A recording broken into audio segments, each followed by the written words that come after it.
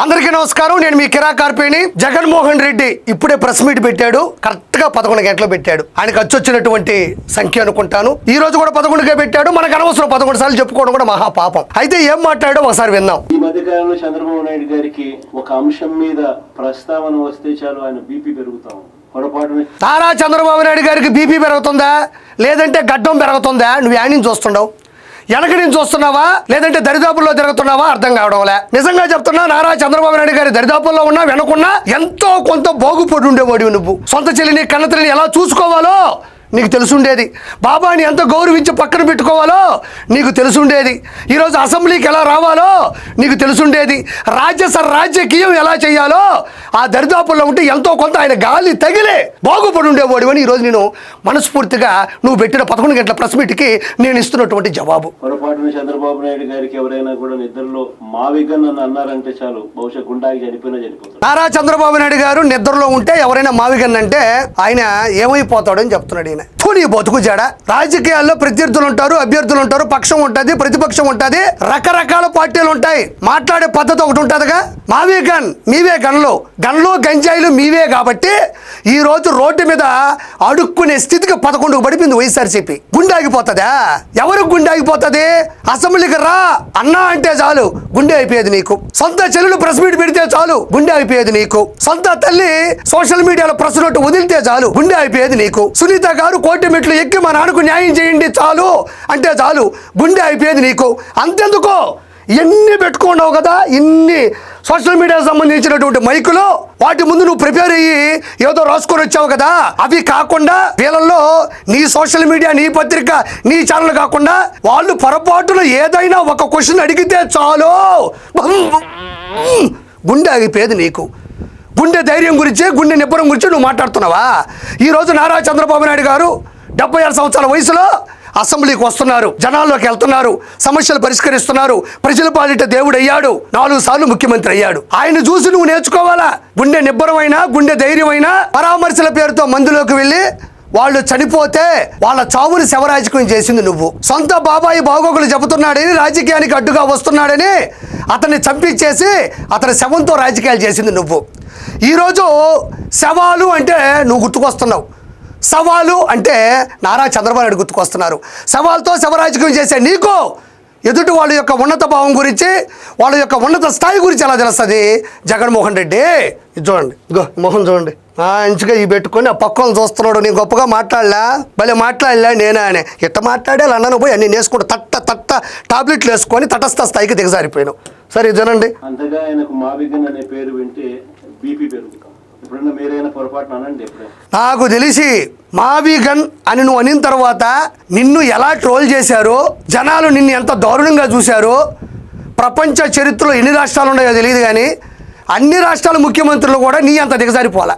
అది తీసుకో, ఇది తీసుకో, ఇది తీసుకో, ఈ 3 కలుపు. మావిగన్ కలపడం కాదు, నువ్వు కలపాల్సిందే విజయమ్మని, షర్మిలమ్మ, నువ్వు కలవాలా. ఇది నిజమైన మావిగన్. మచిలీపట్నంలో అమ్మ, విజయవాడలోవి, గుంటూరులో గన్ కాదు, విజయంలోవి, షర్మిలమ్మలో షా, జగనంలో జా, విషజ. ఇది నిజమైనటువంటి మీ కుటుంబానికి ఉండేటువంటి రాజధాని. అవి 3 కలిపి, అవి 3 కుట్టి నీ రాజధాని నువ్వు బాగుపడుచుకో. ఒకరికి చెప్పే స్థాయి కాదు నీది. చూడండి మావిగన్ గురించి మీ కమెంట్స్ ఏంటి సార్? ఇక్కడ చూడు, మళ్ళీ ఈయనేదో మొత్తం అందరినీ పెట్టాడు అంటే అనుకుంటారు కదా. ఇప్పుడు రికార్డ్ చేసి దాన్ని స్కెచ్తో లైవ్ అని రాసి అంతకుముందు స్కాచ్ చేసి పూర్తి స్థాయిలో స్క్రిప్ట్తో వస్తున్నాడని ఎవరో 4 పెట్టారు. మళ్ళీ వాళ్ళు అపర మేధావులు మళ్ళీ నవ్వుతున్నారు మళ్ళీ.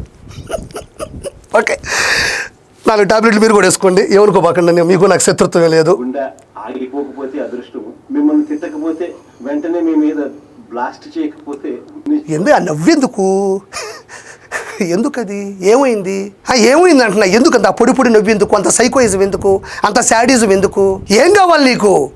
ఒక పక్కేమో గూగుల్ డేటా సెంటర్ వస్తుంది, ఒక పక్క పరిశ్రమలు వస్తూ ఉంటాయి. ఏ నియోజకవర్గానికి ఆ నియోజకవర్గం 100% ఎదిగిపోతూ ఉంటుంది. అసెంబ్లీలో ఏమన్నా క్వశ్చన్లు ఆడతానేమో నువ్వు భయపడి రాలేకపోతూ ఉండవు.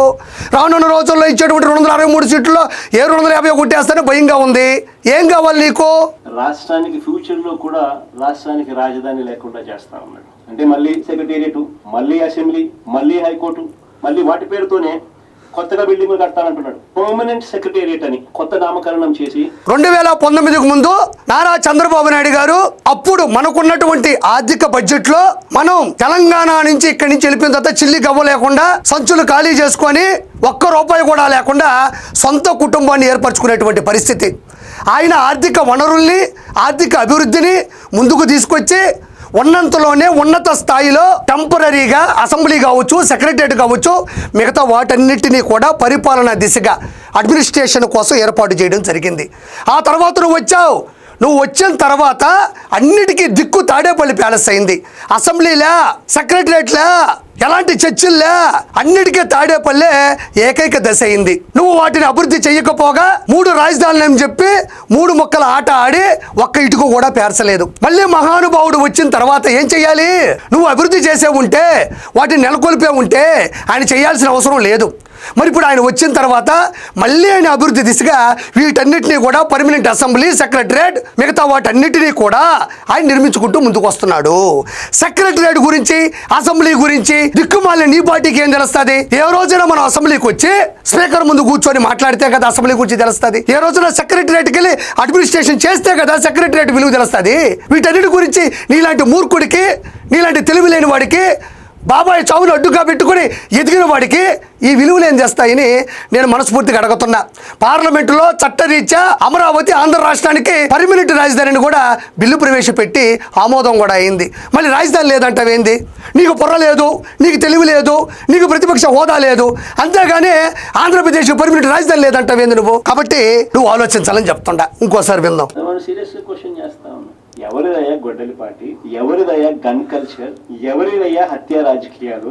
ఎవరిది హత్య రాజకీయాల సంస్కృతి అని అడుగుతా ఉన్నా. మా కుటుంబంలో 3, మా తాతగారు, మా నాన్నగారు, మా చిన్నాన్నగారు 3 బలైపోయారు. మా పైనే వీళ్ళు తప్పుడు రాజకీయాలు చంద్రబాబు నాయుడు గారు చేయిస్తారు. ఇక్కడ తాతగారు, నాన్నగారు వాళ్ళ గురించి నాకు తెలియదు, నాకు సంబంధం లేదు. మీ బాబాయ్ వివేకానంద రెడ్డి గారు అంటే నువ్వు చెప్పే మాటల ప్రకారం మా బాబాయిని నారా చంద్రబాబు నాయుడు గారి హయాంలోనే చనిపోయాడు. అందులో ఆయన ప్రమేయం ఉందని ఇంతకుముందు కూడా మీ సాక్షి పత్రికలో, ఛానల్లో నారాసుర రక్త చరిత్ర అని ఆయన చేతుల్లో గొడ్డలు పెట్టి పెద్ద వైరల్ చేశారు దాన్ని. అంటే నారా చంద్రబాబు నాయుడు గారి హయాంలో చనిపోయాడు, నారా చంద్రబాబు నాయుడు గారే చంపించేశారు, ఆయన హయాంలోనే న్యాయం జరగలేదు అని నువ్వు చెప్తుండవు. నేను ఒక చిన్న కథ చెప్పాలి జగన్మోహన్ రెడ్డి నీకు. వెస్ట్ బెంగాల్లో రేఖా పాత్ర అనే ఒక దిగువ మధ్య తరగతి కుటుంబానికి చెందిన మహిళ కూతురు డాక్టర్ చదువుకుంది, డాక్టర్గా పనిచేస్తుంది. అపోసపం తెలియని ఆ అమ్మాయిని దొండగులు నీచాతి నీచంగా రేప్ చేస్తే అక్కడ ఉన్నటువంటి ప్రభుత్వం దాన్ని పట్టించుకోకపోతే నరేంద్ర మోదీ గారు డైరెక్ట్గా ఆవిడ దగ్గరికి ప్రత్యక్షంగా వచ్చి నీకు నేను బీజేపీ నుంచి బీఫామ్ ఇస్తా, నీకు న్యాయం జరగట్లేదు, నువ్వు గెలువు, అసెంబ్లీకి రా, నీ కూతురుకు నువ్వే న్యాయం చేసుకో అని చెప్తే ఈరోజు భారతదేశ రాజకీయ చరిత్రలో ఆవిడ యొక్క అత్యున్నత స్థానంలో గెలిచి ఇప్పుడు ఆవిడ తన కూతురిని ఎవరైతే పొట్టలు పెట్టుకున్నారో పోరాడుతూ ఉంది, గెలుస్తుంది. ఇది ప్రపంచ చరిత్ర రాజకీయాల్లో కూడా గొప్ప విశేషం ఇది జరగడం. ఇది ఎందుకు చెప్పాను అంటే నారా చంద్రబాబు నాయుడు గారు చేశారు, నారా చంద్రబాబు గారి హయాంలోనే జరిగింది, నారా చంద్రబాబు నాయుడు గారి నారాసుర రక్త చరిత్ర అని అంటున్నావు కదా. తర్వాత 2019లో నువ్వు ముఖ్యమంత్రిగా వచ్చావు కదా, ఏం గాడిదలు కాస్తున్నావా? నేను కదా ప్రజలు కూడా అడుగుతున్నారు, గాడిదలు కాస్తున్నావా ఆ రోజు నువ్వు? మరి కాదంబరి జత్వాని ఒక నటి ముంబైలో తన గేటెడ్ కమ్యూనిటీలో తన పద్ధతితో తన కుటుంబంతో బతుకుతుంటే 3 ఐపీఎస్ఎల్ని ఏమాత్రం వాళ్ళకు ముందుగా చెప్పకుండా ఎఫ్ఐఆర్ బుక్ చేయకుండా డైరెక్ట్గా పట్టుకు తీసుకొచ్చి ఇక్కడ హింస పెట్టించినటువంటి నీచ చరిత్ర అనేది. పక్క రాష్ట్రాల్లో ఉండే వాళ్ళని తీసుకొచ్చి హింస పెట్టించిన నువ్వు సొంత రాష్ట్రంలో నీ బాబాయిని కోల్పోతే అధికారంలోకి వచ్చిన నువ్వు వాళ్ళ మీద ఎందుకు శిక్ష విధించలేకపోయావు? ఎందుకు సిఐడి సిబిఐ వాళ్ళకి ఆ కేసు వచ్చినప్పుడు కూడా నువ్వెందుకు పోరాడలేకపోయినావు? ఈ రోజుడికి నువ్వు కన్నీరు ఎందుకు కార్చలేదు అని ప్రజలు అడుగుతున్నారు. కాబట్టి నువ్వు మాట్లాడే మాటలు ప్రజలు వినే పరిస్థితుల్లో లేరు. నువ్వు ఏదో ప్రెస్ మీట్లు పెట్టి నువ్వేదో నారా చంద్రబాబు నాయుడు అన్నంత మాత్రాన అతను ఇప్పటికి ఓడిపోయేది లేదని మనస్ఫూర్తిగా మానసిక రోగి అయినటువంటి జగన్మోహన్ రెడ్డికి మరోసారి గుర్తుపెట్టుకో, నారా చంద్రబాబు నాయుడు ఒక శిఖరం, ఇది నిఖరం. ఇక నువ్వు